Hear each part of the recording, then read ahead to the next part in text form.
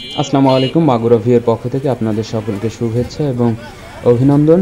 আমরা আপনাদেরকে দেখানোর চেষ্টা করছি মাগুরা যে আদালত প্রাঙ্গণ রয়েছে তার সামনে প্রচুর আর্মি এখানে দাঁড়িয়ে আছে, জটলা পাকিয়ে দাঁড়িয়ে আছে।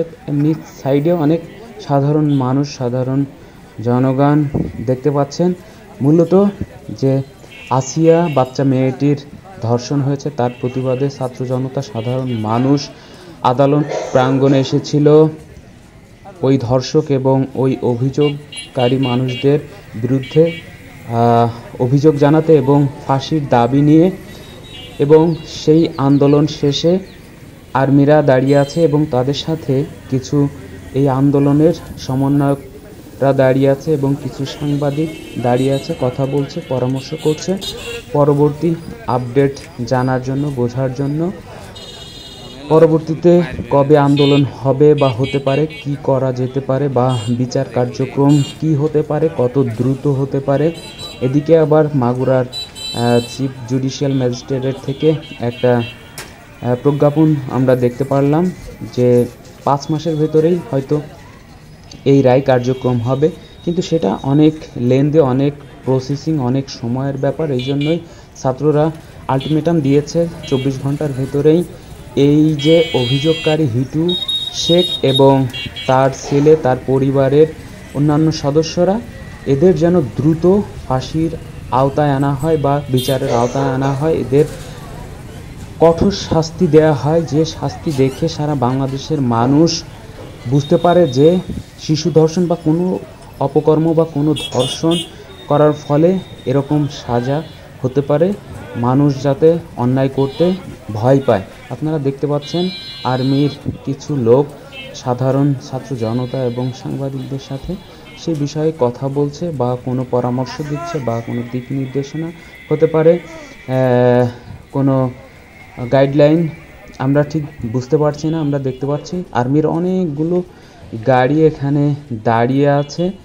এই আর্মি যাবে, তারপরে এই গাড়িগুলা চলে যাবে।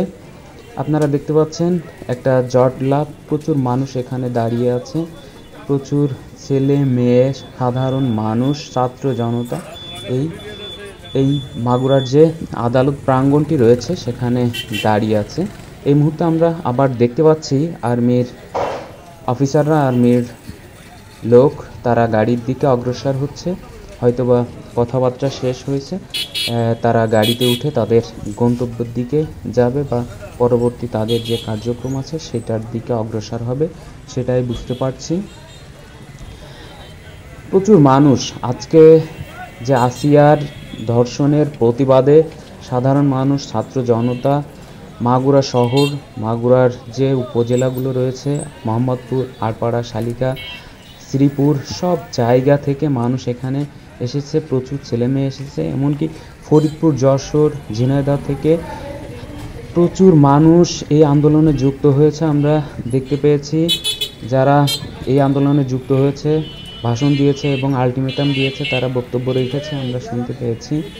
এই আন্দোলনে যুক্ত হয়েছে। আমরা চাই হিটু এবং তার ছেলেরা এবং তার পরিবারের মানুষ যারা এই আসিয়ার ধর্ষণ এবং ধর্ষণ পরবর্তী তাকে মেরে ফেলার যে চক্রান্ত এবং পায়তারা করেছে, আমরা মাগুরাবাসী চাই, আমরা একজন সাধারণ মানুষ হিসেবে চাই এই হিটু শেখ এবং তার পরিবারের সকলের যেন দৃষ্টান্তমূলক সাজা হয়, যে সাজা দেখে একটা মাইল ফলক তৈরি হয়, মানুষ এই রকম ঘৃণাযোগ্য অপরাধ করতে বাধাগ্রস্ত হয়, দ্বিধাবোধ করে।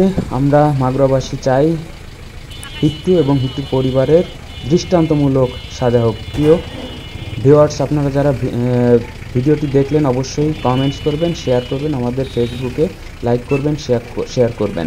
ধন্যবাদ।